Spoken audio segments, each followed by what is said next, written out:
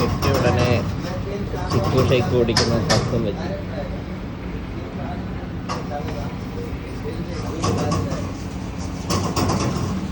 നാടകത്തിന്റെ പർച്ചേസ് ഒക്കെ കഴിഞ്ഞ് വന്നിരിക്കുകയാണ് ഗൈസ്.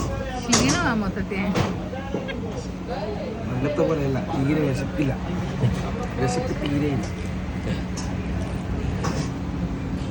എനിക്കൂടെ താടെ ഞാൻ അടുത്തൊരെണ്ണം പറഞ്ഞിട്ടുണ്ടല്ലോ, ചീറിപ്പാഞ്ഞ് ചീറിപ്പാഞ്ഞിപ്പോ വരുമോ ഗൈസ്? ഒടുവിൽ ചീറിപ്പാഞ്ഞത് എത്തിയിരിക്കുകയാണ്. എങ്ങനെയുണ്ട് ചീറിപ്പാഞ്ഞ്?